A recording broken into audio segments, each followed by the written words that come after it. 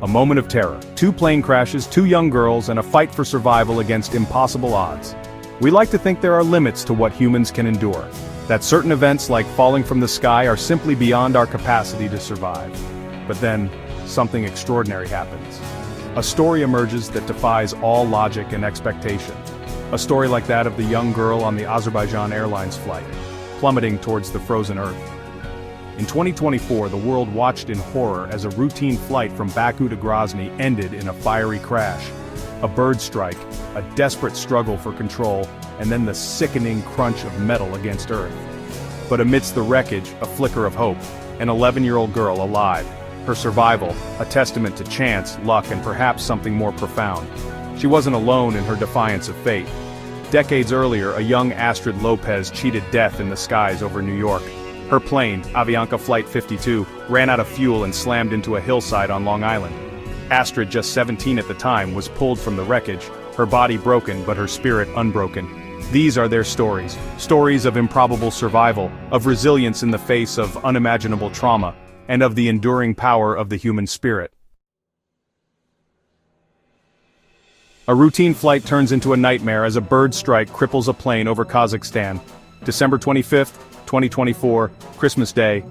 Families gathered, gifts exchanged, the air thick with festive cheer. But high above the snow-covered plains of Kazakhstan, a different scene was unfolding. Azerbaijan Airlines flight number redacted, an Embraer ERJ-190 cruised at 30,000 feet, carrying 67 souls on board, holiday travelers, businessmen, families returning home.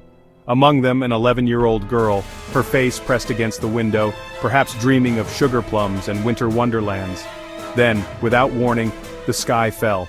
A flock of birds, large and dark against the twilight sky, materialized out of the clouds. The sickening thud of impact reverberated through the cabin as multiple birds slammed into the plane's nose and engines. Chaos erupted, screams pierced the air. The plane, mortally wounded, lurched violently, its trajectory no longer controlled by human hands. In the cockpit, the pilots fought desperately to regain control, their voices tight with tension as they radioed for help. But the damage was too severe. The plane, transformed from a symbol of human ingenuity into a wounded bird itself, began its terrifying descent. Panic turned to terror as passengers realized the gravity of their situation. The 11-year-old girl, her eyes wide with fear, clutched her mother's hand, the warmth of her touch a small comfort in the face of oblivion. An 11-year-old girl finds herself alive in a world of twisted metal and fire. How did she survive? The plane, engulfed in flames, skidded across the frozen landscape, leaving a trail of debris in its wake. When it finally came to a stop, a mangled hulk of metal and fire, it seemed impossible that anyone could have survived. But miracles, however improbable, do happen. Rescue workers, racing against time, arrived at the scene of unimaginable devastation. The air was thick with the smell of jet fuel and the acrid stench of burning metal. And then, through the chaos, a sound, a child's cry. Deep within the wreckage, amidst the twisted metal and smoldering seats, they found her. The 11-year-old girl, her small body battered and bruised, but miraculously alive. She was trapped, her legs pinned beneath a section of the mangled fuselage, her face streaked with tears and soot. But her eyes, wide with shock and pain, held an unyielding spark of life.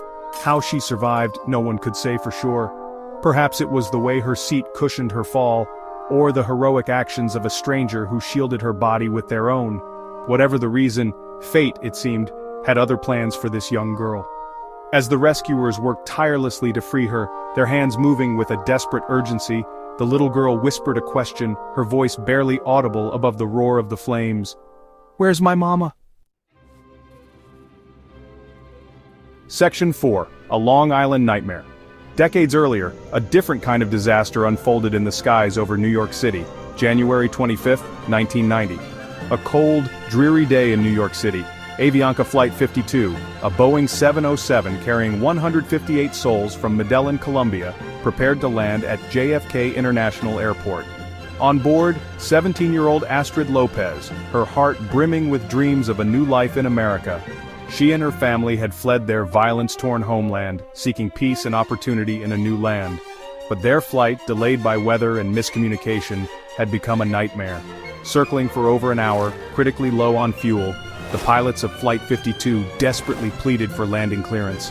Their warnings, lost in translation and bureaucratic confusion, went unheeded. The plane, its tanks running dry, became a glider, its fate hanging precariously in the balance. Then, the unthinkable. Silence. The engine, starved of fuel, sputtered and died.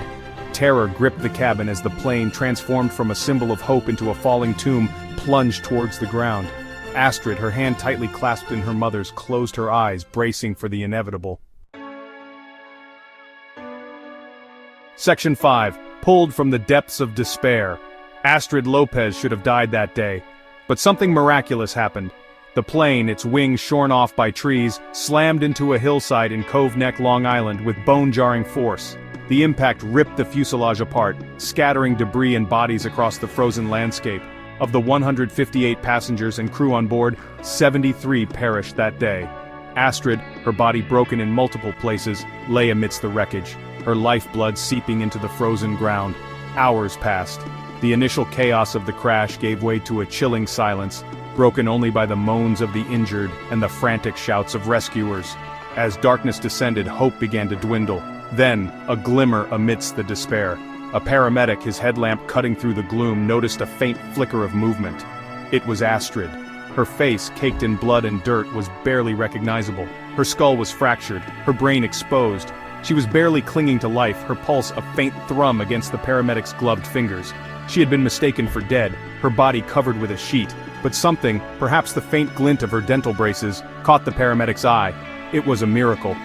Astrid, against all odds, was alive.